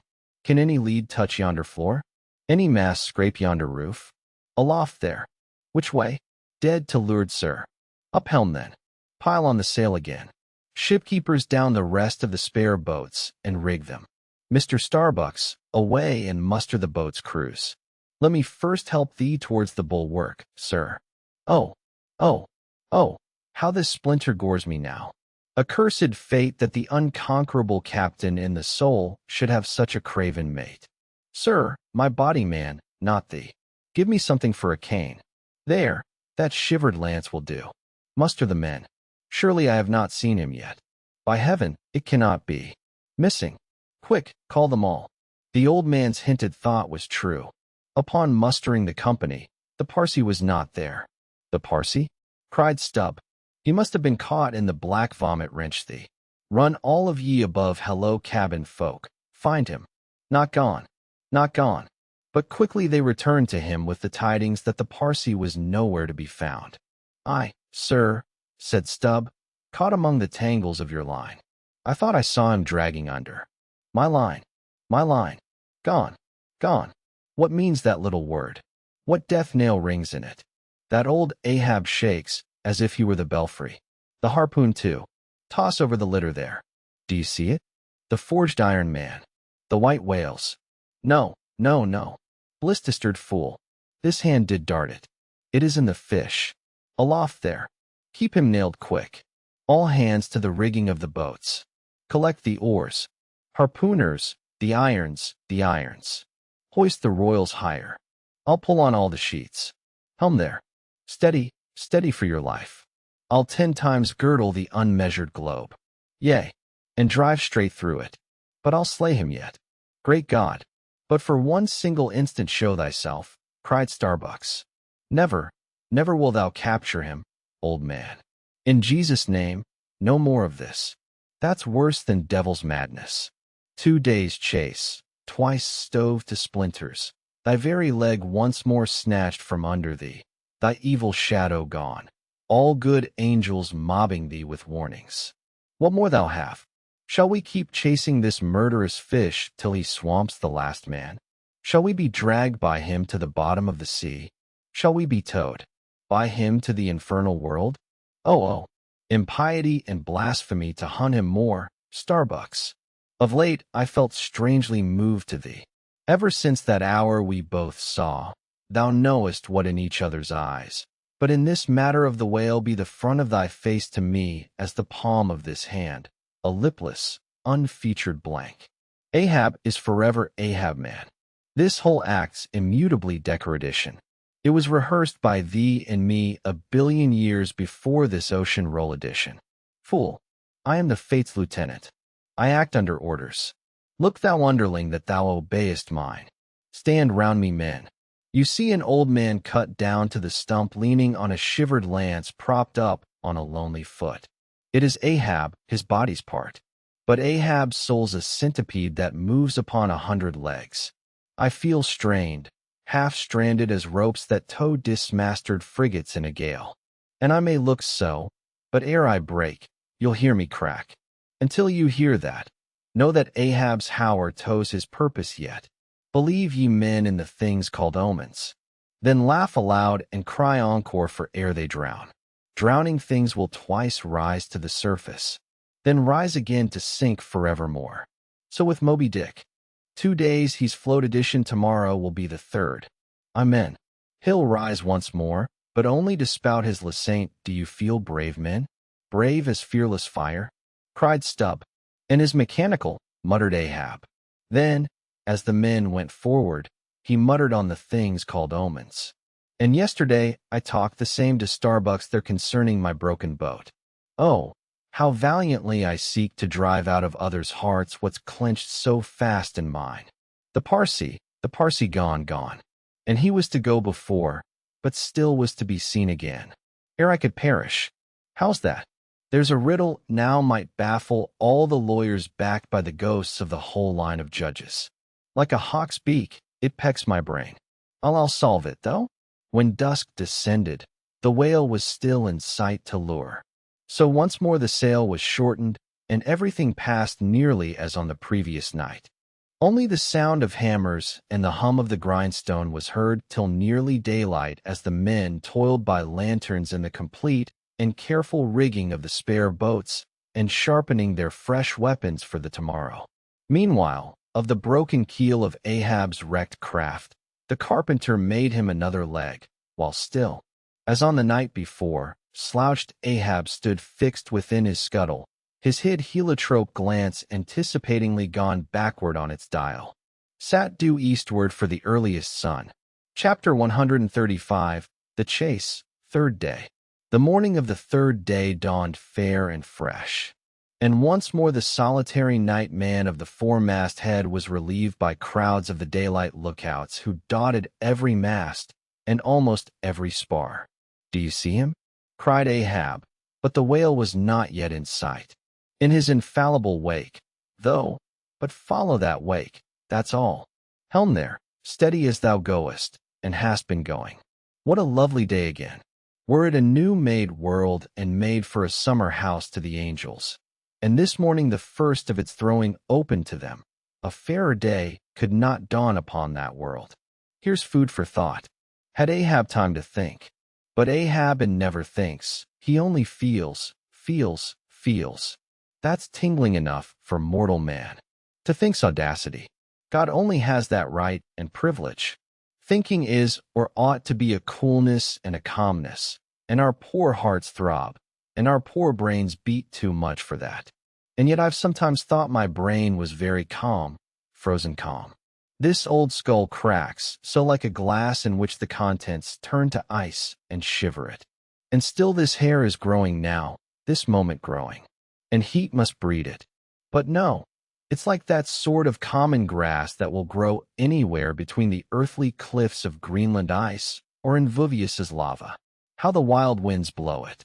They whip it about me as the torn shreds of split sails lash the tossed ship they cling to. A vile wind that has no doubt blown ere this through prison corridors and cells and wards of hospitals and ventilated them, and now comes blowing hither as innocent as fleeces. Out upon its tame edition were I the wind, I'd blow no more on such a wicked, miserable world. I'd crawl somewhere to a cave and slink there. And yet is a noble and heroic thing the wind. Whoever conquered it, in every fight, it has the last and bitterest blow. Run tilting at it, and you but run through it. A coward wind that strikes stark naked men, but will not stand to receive a single blow. Even Ahab is a braver thing, a nobler thing than that. Would now the wind but had a body. But all the things that most exasperate and outrage mortal man, all these things are bodiless, but only bodily as objects, not as agents. There's a most special, a most cunning, a most malicious difference. And yet I say again, and swear it now, that there's something all glorious and gracious in the wind. These warm trade winds at least that in the clear heavens blow straight on in strong and steadfast vigorous mildness, and veer not from their mark however the baser currents of the sea may turn and tack and mightiest Mississippi of the land swift and swerve about uncertain where to go at last, and, by the eternal poles, these same trades, that so directly blow my good ship on. These trades are something like them. Something so unchangeable and full as strong. Blow my keeled soul along. To it aloft there. What do you see? Nothing, sir. Nothing. And noon at hand. The de lune goes a-begging. See the sun. It must be so. I've oversailed him. How got the start? He's chasing me now, not I am. That's bad. I might have known it, too. Fool. The lines. The harpoons. He's towing. I have run by him last night. About come down all of you, but the regular lookouts. Man the braces. Steering as she had done, The wind had been somewhat on the Peekquad's quarter, so that now being pointed in the reverse direction. The braced ship sailed hard upon the breeze as she rechurned the cream in her own white wake. Against the wind he now steers for the open jaw, murmured Starbucks to himself, as he coiled the new-hulled man-race upon the rail. God keep us. But already my bones feel damp within me, and from the inside wet my flesh. I misdoubt me that I disobey my God in obeying him. Stand by to sway me up, cried Ahab, advancing to the hempen basket. We should meet him soon. Aye, sir, and straightway Starbucks did Ahab's bidding, and once more Ahab swung on high. A whole hour now passed, gold beaten out to ages. Time itself now held long breaths with keen surprise, but at last some 3 points off the weather bow. Ahab described the spout again, and instantly from the 3 mast heads, 3 shrieks went up as if the tongues of fire had voiced it. Forehead to forehead, I meet thee this 3rd time. Moby-Dick on deck there. Race sharper up. Crowd her into the wind's eye. He's too far off to lower yet. Mr. Starbucks. The sails shake. Stand over that helmsman with a top maul. So he travels fast, and I must down. But let me have one more good look round aloft here at the sea. There's time for that.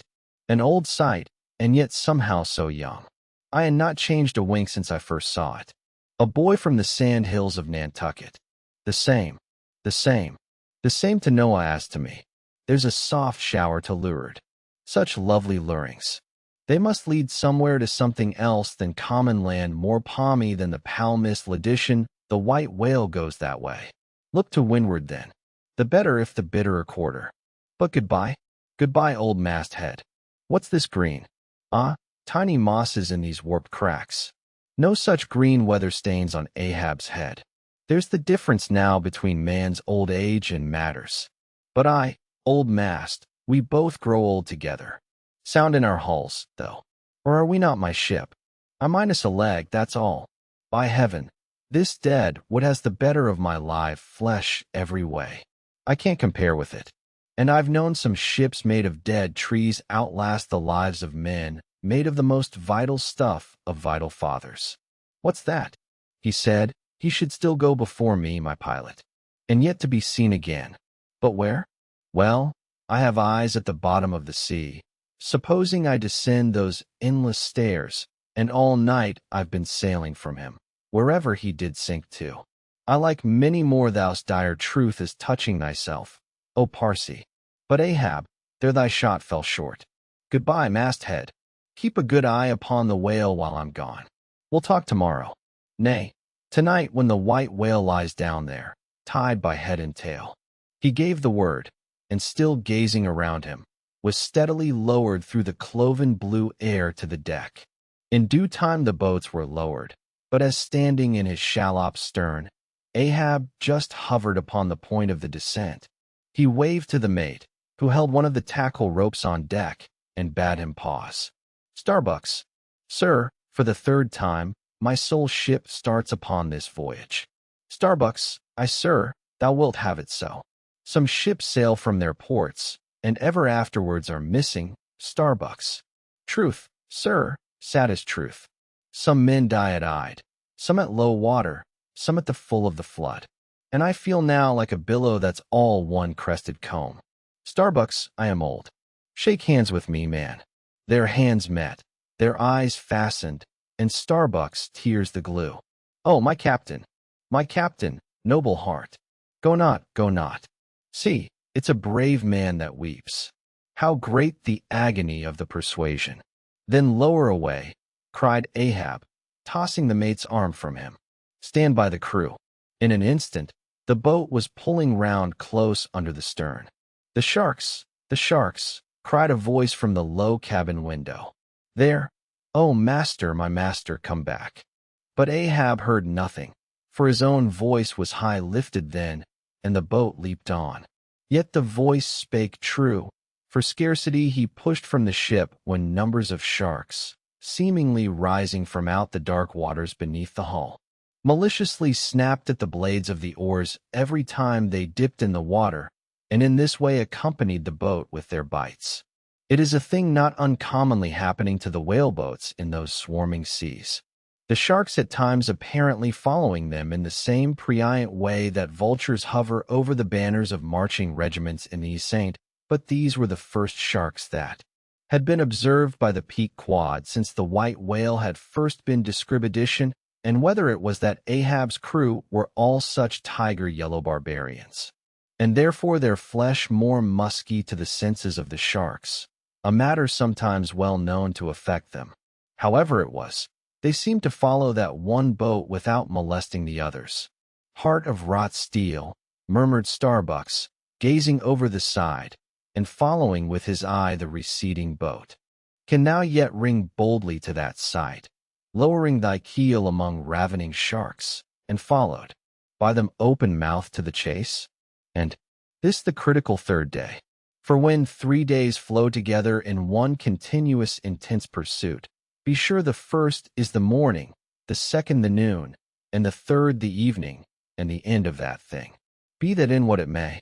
Oh my God, what is this that shoots through me and leaves me so deadly calm yet expectant, fixed at the top of a shutter? Future things swim before me as in empty outlines and skeletons. All the past is somehow grown dim. Merry girl, thou fadest in pale glories behind me. Boy, I seem to see but thy eyes grown wondrous blue. Strangest problems of life seem clearing, but clouds sweep between. Is my journey's end coming? My legs feel faint like his who has footed it all day. Feel thy heart. Beats it yet? Stir thyself, Starbucks.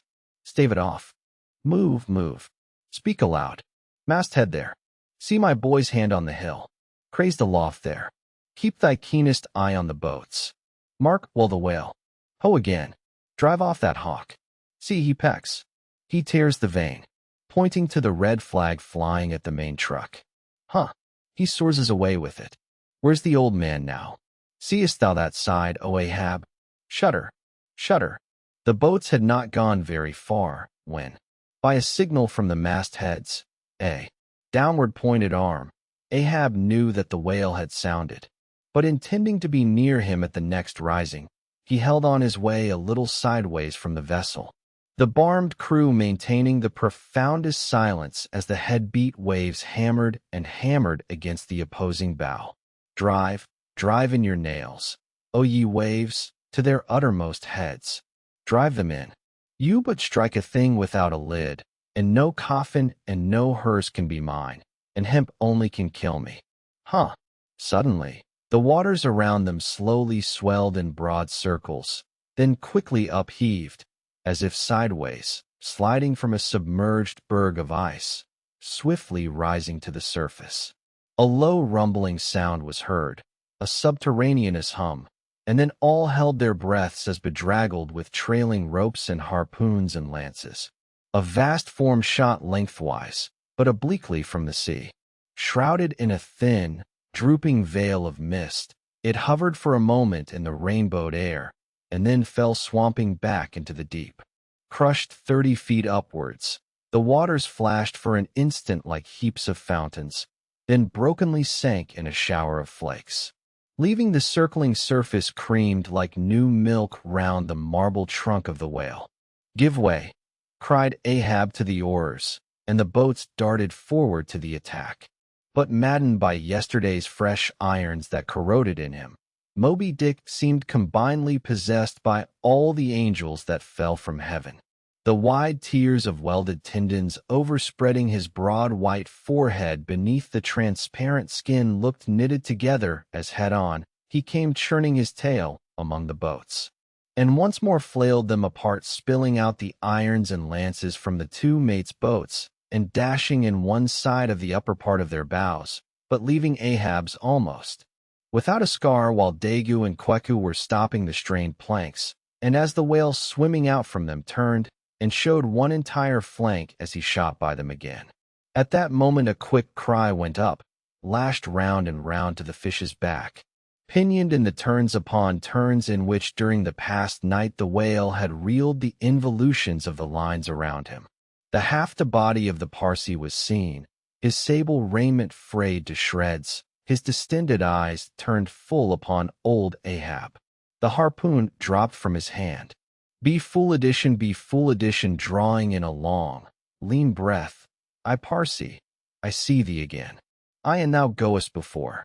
And this then is the hearse that thou dst promise. But I hold thee to the last letter of thy word. Where is the second hearse? Away, mates, to the ship. Those boats are useless now. Repair them if you can in time, and return to me. If not, Ahab is enough to die. Down, men. The first thing but offers to jump from this boat I stand in. That thing I harpoon ye are not other men, but my arms and legs, and so obey me. Where's the whale gone down again? But he looked too nigh the boat, for as if bent upon escaping with the corpse he bore, and as if the particular place of the last encounter had been a stage in his lurid voyage. Moby-Dick was now again steadily swimming forward, and had almost passed the ship, which thus far had been sailing in the contrary direction to him. Though for the present her headway had been stop-edition, he seemed swimming with his utmost velocity, and now only intent upon pursuing his own straight path in the sea. "Oh, Ahab," cried Starbucks, "not too late, is it? Even now, the third day, to Desi St. Sea, Moby-Dick seeks thee not. It is thou that madly seekest him." Setting sail to the rising wind, the lonely boat was swiftly impelled to leeward by both oars and canvas. And at last, when Ahab was sliding by the vessel, so near as to plainly distinguish Starbuck's face as he leaned over the rail, he hailed him to turn the vessel about and follow him, not too swiftly, at a judicious interval. Glancing upward, he saw Tashego Kiku and Dagu eagerly mounting to the three-mast heads, while the oarsmen were rocking in the two-staved boats which had but just been hoisted to the side and were busily at work in repairing them one after the other through the portholes. As he expedition, he also caught flying glimpses of Stubb and Flask busying themselves on deck among bundles of new irons and lances. As he saw all this, as he heard the hammers in the broken boats, far other hammers seemed driving a nail into his heart. But he rallied, and now marking that the vane or flag was gone from the main mast-head, he shouted to Tashego, who had just gained that perch, to descend again for another flag and a hammer and nails, and so nail it to the mast-saint. Whether by the 3 days' running chase and the resistance to his swimming in the knotted hamper he bore, or whether it was some latent deceitfulness and malice in him, whichever was true, the white whale's way now began to abate, as it seemed, from the boat so rapidly nearing him once more, though indeed the whale's last start had not been so long a one as before. And still, as Ahab glided over the waves, the unpitying sharks accompanied him, and so pertinaciously stuck to the boat, and so continually bit at the plying oars, that the blades became jagged and crunched, and left small splinters in the sea at almost every dip. Heed them not, those teeth, but give new rowlocks to your oars. Pull on. It is the better rest, the shark's jaw, than the yielding water. But at every bite, sir, the thin blades grow smaller and smaller. They will last long enough. Pull on.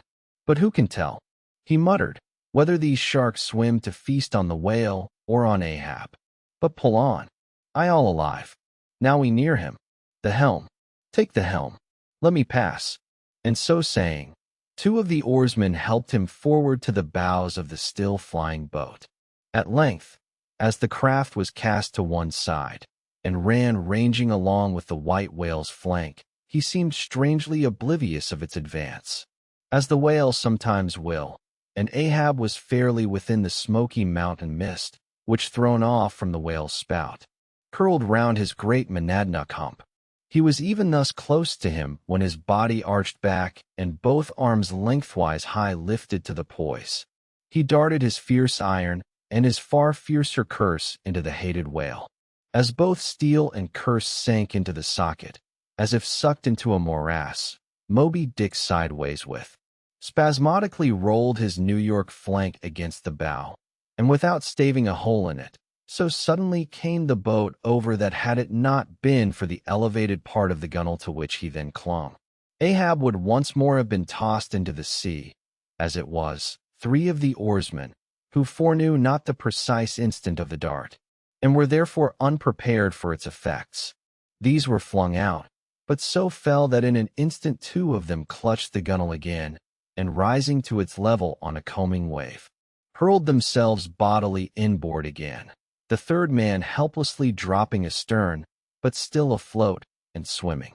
Almost simultaneously, with a mighty volition of ungraduated, instantaneous swiftness, the white whale darted through the weltering sea. But when Ahab cried out to the steersmen to take new turns with the line and hold it so, and commanded the crew to turn round on their seats and tow the boat up to the mark, the moment the treacherous line felt that double strain and tug, it snapped in the empty air. What breaks in me? Some sinew cracks. It is whole again. Oars burst in upon him. Hearing the tremendous rush of the sea-crashing boat, the whale wheeled round to present his blank forehead at bay. But in that evolution, catching sight of the nearing black hull of the ship, seemingly seeing in it the source of all his persecutions, bethinking it may be a larger and nobler foe, of a sudden he bore down upon its advancing prow, smiting his jaws amid fiery showers of foam. Ahab stagger addition, his hands smoke his forehead. I grow blind. Hands stretch out before me that I may yet grope my way. Is it night? The whale, the ship, cried the cringing oarsman. Oars, oars, slope downward to thy depths. O sea, that ere it be forever too late, Ahab may slide this last time upon his mark. I see the ship, bash on my men. Will you not save my ship? But as the oarsmen violently forced their boat through the sledge-hammering seas, the before whale's smitten bow ends of 2 planks burst through, and in an instant almost, the temporarily disabled boat lay nearly level with the waves, its half-waiting, splashing crew trying hard to stop the gap and bail out the pouring water. Meanwhile, for that one beholding instant, Tashego's masthead hammer remained suspended in his hand, and the red flag half wrapping him as with a plaid then streamed itself straight out from him, as his own forward-flowing heart, while Starbucks and Stubb, standing upon the bowsprit beneath, caught sight of the downcoming monster just as soon as he the whale. The whale up helm. O all ye sweet powers of air, now hug me close. Let not Starbucks die if die he must in a woman's fainting fit. Up helm.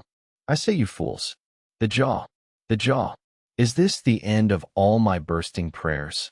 All my lifelong fidelities? O Ahab, lo thy work. Steady, helmsman. Steady. Nay. Up helm again. He turns to meet us. Oh, his unappeasable brow drives on toward one whose duty tells him he cannot depart. My God, stand by me now. Stand not by me, but stand under me.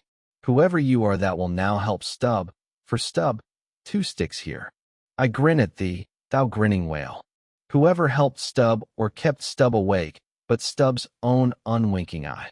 And now poor Stubb goes to bed upon a mattress that is all too so for it would it were stuffed with brushwood? I grin at thee, thou grinning whale. Look ye sun, moon, and stars.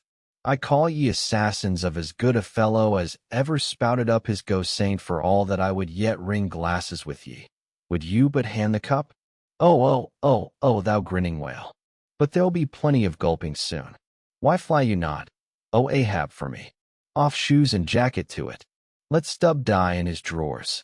A most mouldy and over-salted death, though. Cherries. Oh, flask for 1 red cherry. Ere we die. Cherries. I only wish that we were where they grow. Oh, Stubb, I hope my poor mother's drawn my part pay this. If not, few coppers will now come to her, for the voyage is up. From the ship's bows, nearly all the seamen now hung inactive, hammers, bits of plank, lances, and harpoons mechanically retained in their hands, just as they had darted from their various employments, all their enchanted eyes intent upon the whale, which from side to side, strangely vibrating his predestinating head, sent a broad band of overspreading semicircular foam before him as he rush addition retribution. Swift vengeance, Eternal malice were in his whole aspect, and in spite of all that mortal man could do, the solid white buttress of his forehead smoked the ship's starboard bow, till men and timbers real addition, some fell flat upon their faces. Like dislodged trucks, the heads of the harpooners aloft shook on their bull-like necks. Through the breach they heard the waters pour as mountain torrent down a flume. "The ship, the hearse, the second hearse," cried Ahab from the boat. Its wood could only be American. Diving beneath the settling ship, the whale ran quivering along its keel. But turning underwater, swiftly shot to the surface again, far off the other bow, but within a few yards of Ahab's boat, where for a time he lay quiescent. I turned my body from the sun. "What ho! Tashago, let me hear thy hammer. O ye three unsurrendered spires of mine! Thou uncracked keel, and only God-bullied hull! Thou firm deck and doughty helm, and pole-pointed prow!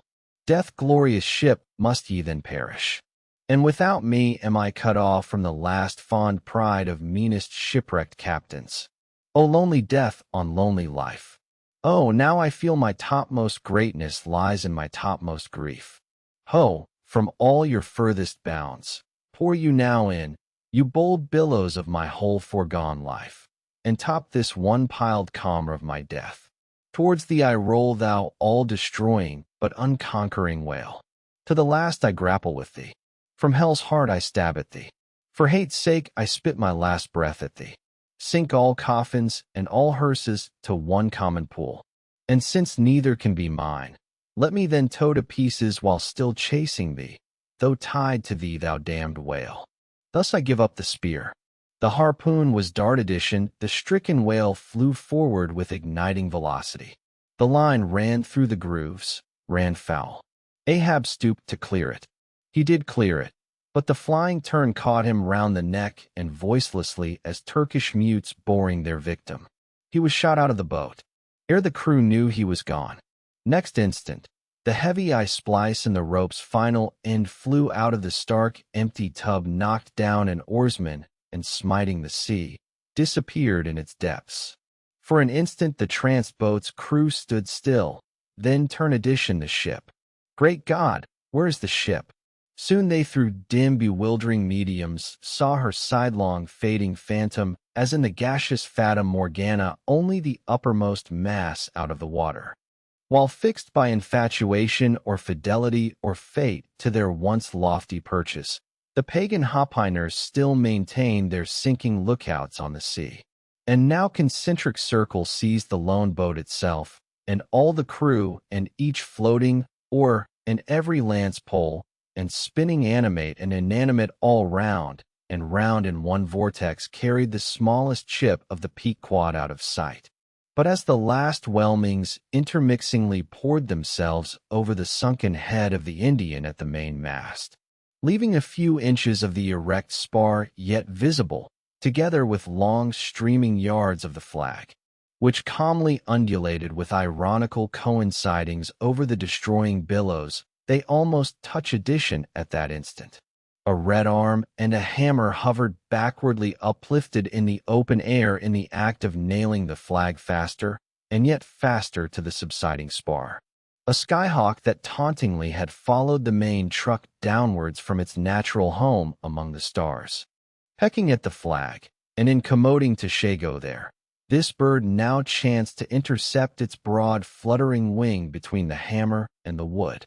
And simultaneously feeling that ethereal thrill, the submerged savage beneath, in his death grasp, kept his hammer frozen there. And so the bird of heaven with archangelic shrieks, and his imperial beak thrust upward, and his whole captive form folded in the flag of Ahab, went down with his ship, which like Satan would not sink to hell till she had dragged a living part of heaven along with her, and helmeted herself with it. Now small fowls flew screaming over the yet yawning gulp. A sullen white surf beat against its steep sides. Epilogue. And I only am escaped alone to tell thee. Job. The drama's done. Why then here does anyone step forth? Because one did survive the wreck. It's so chanced that after the Parsi's disappearance, I was he whom the fates ordained to take the place of Ahab's bowsman. When that bowsman assumed the vacant post, the same who, when, on the last day the three men were tossed from out of the rocking boat, was dropped astern, so floating on the margin of the ensuing scene, and in full sight of it, when the half-spent suction of the sunk ship reached me, I was then but slowly drawn towards the closing vortex. When I reached it, it had subsided to a creamy pool, round and round then, and ever contracting towards the button-like black bubble at the axis of that slowly wheeling circle.